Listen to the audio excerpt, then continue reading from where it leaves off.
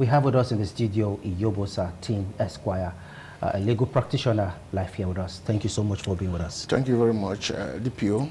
How are you doing this morning? I'm okay, good to see you. Thank you very much. And we apologize for taking much of your time. No problem, I'm with you. All right, now let's quickly walk through now. Take us through the key highlights of the recent judgment on local government autonomy. Okay, first of all, before I even comment on the judgment, we have to, first of all, look at the local government, if it is a third tier of government in a true, what they call true federalism. But the concept of true federalism is not something we can say there is anything called true federalism anywhere in the world.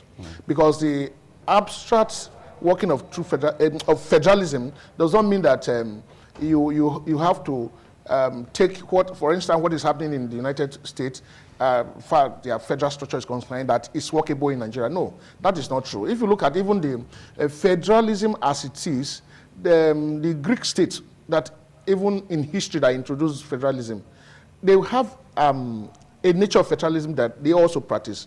American also took it and developed it to suit their purpose as far as the Americans. So in Nigeria, if we are talking about federalism, we also should also look for what suits us, because first of all, Nigeria with multi-ethnic people in Nigeria, more than 300 ethnic groups in Nigeria, and you have to look for that nature of federalism that will suit us so that we'll practice it in Nigeria. The fact that we have to model our own before the American model does not work for us. So the question now is that, before I go into the judgment let me stray a little bit about the history of local government in Nigeria. If you understand that the colonial legacy, you know, you've heard of indirect rule system and all that, that the indirect rule to govern the people to the grassroots was a mix of local government, government method that the British used. It was the indirect rule system, but immediately after the independence, from independence in 1960 to, let's say, 1974, much was not heard about the local government. There's no much restructure.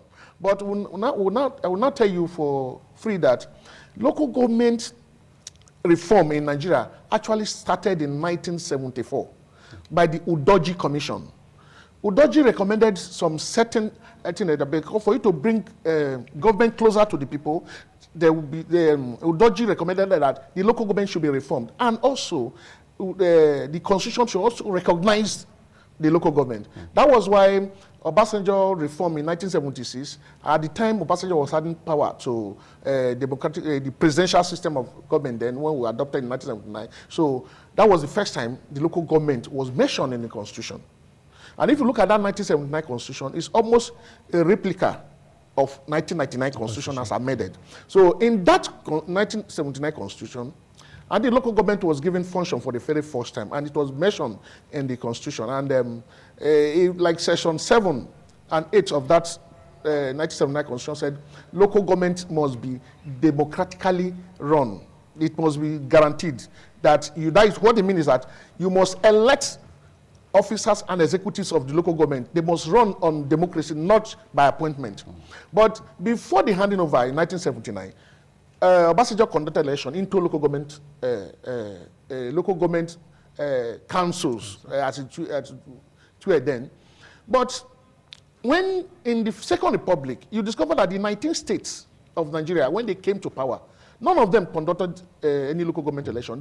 What they used was the caretaker committee, which is even unknown to law. Okay, let's manage our time. In your submission, opening submission, you actually said you doubt if the local government is actually through. I'm going there. Yes, okay, take us there now. Yes, I'm going there. See, if you look at our constitution, I think section 162 has said fact that there are 3 tiers of government, that any statutory allocation, and that is the Commonwealth, should be shared among the federal level, the state, and the local government.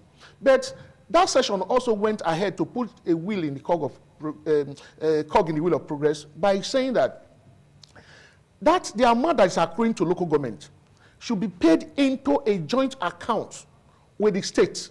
That is to say, at that point, the Constitution now mandated the state to take over the local government. So that is the reason why if any money that is accrued to any of the 774 local government was paid into a joint account between the state and the local government, where the governors now sit and manage that fund, which ought not to be so. But what the Constitution anticipated then was that if this money is paid into that joint account, the governors themselves will not distribute it evenly to the local government in their state. But that is not the practice. Okay. The practice is that governors of this state collect this money at their whim and caprices, distribute the money as if it is state-owned money, and they will starve the local government because because the local government is not run democratically. If we watch now, it's now up to about 5 or 6 states that has conducted election into local government areas. The only few states, at the exception of Edo, that has conducted, although people also criticize the election, but that is not our bone of contention. But to fulfill righteousness, Edo has conducted its local government election. But onward forwarding the money that is accruing from the federal allocation down to local government chairman, so that they will use it for the people who are at the down of the strata of government system. They don't do that. What they do is that because they appoint you as local government chairman, this money will come, the state governors will hijack this money, give to the local government just whatever they use in paying their salary, and that is just all. That is why you can see that the local government system has totally been eroded in Nigeria, because you don't see the presence of any local government. If I ask you who is the current local government chairman of their notice, where this is situated, most people don't know. Because why? Because they've been silent by the state governor, they've been subsumed by the state governor, and the fund that is actually meant for them has been actually so with this recent ruling now by the court, will they have a voice? Yes. Will they have a place? Let me tell you, this will is not their position be recognized again? No, let me tell you, this is not the first time the Supreme Court is even making judgment on local government. There are a plethora of cases, starting from AG Abia State and AG Lagos Federation, AG Lagos and AG Federation. There are a lot of, even the Supreme Court has said that caretaker committee of local government is unknown to law. That as far as Section 7 has said that local government should be run democratically. And how many state governors are even obeying those judgments, or even obeying the section of the Constitution by running local government democratically? And nobody is punished for it. So if I would tell you that this judgment is something that is going to create another problem, do you know why? For instance, the Constitution is the grand norm, is the final. Although it's what the judge say that is the law, that is the law. The Supreme Court is almighty. Whatever they say, you must obey, whether good or bad, you must obey it. But my contention here is that Section 162, subsection 4 or 5, or thereabout, like I said, has said that the money that is accruable to the local government should be paid into the joint account. Okay. Now, the Supreme Court has now said you should pay money directly to the local government. And that is not the anticipation of the Constitution. That is not the Constitution don't especially provide that money should be paid directly to... So will there be some kind of constitutional amendments? Yes. So that some of the lacuna in the judgment will be addressed? That is where I'm going to. Yes.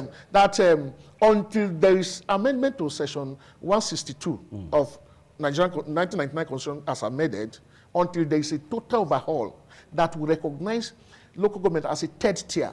Because if you look at the Constitution, although the Constitution have given function to local government, for instance, let me use one as example. You know, your refuse collection and all that, that you see, there's this Edo State Management Waste Management Board that is being run by the state government, not the local. But if you look at it, that provision in Constitution is given to the local government, not to the states. But yet, the state has hijacked it, used it, either they are actually managing waste management or whatever. But it's supposed to be purely the affair of local government. The jurisdiction of the local government. Actually. And the matter in court that even one of I think it was Dele Igbeneghu, if I can remember, one lawyer who went to court to challenge the then Governor Adams Oshomole, then that you cannot constitute Edo State Waste Management Board that run by the state. It's purely local government affair. And I think there was a judgment from the state high court that yes, the plaintiff was right that state governors does not manage waste management for the local government. But I think they've appealed that matter. So, but what I'm trying to tell you that the state is still managing the waste management board, irrespective of the fact that there is a provision in the constitution that it is the local government affair. What we are saying is that the Supreme Court has given judgment. Whether this judgment will be obeyed by the state governors is another thing. Now, the pertinent question I'm asking, if the Supreme Court is saying that this money should be paid directly to local government, now what happened to Section 162 of the Constitution? Are you going to say you are going to disregard what the Grand Norm has provided? So that is the confusion I'm seeing here. Unless there is a total overhaul of the Constitution, and I made this Constitution to give local government an express provision to say your money should be paid directly to you. Although the Supreme Court have said so, we are bound to obey the law. So quickly, let's push it a little bit further now.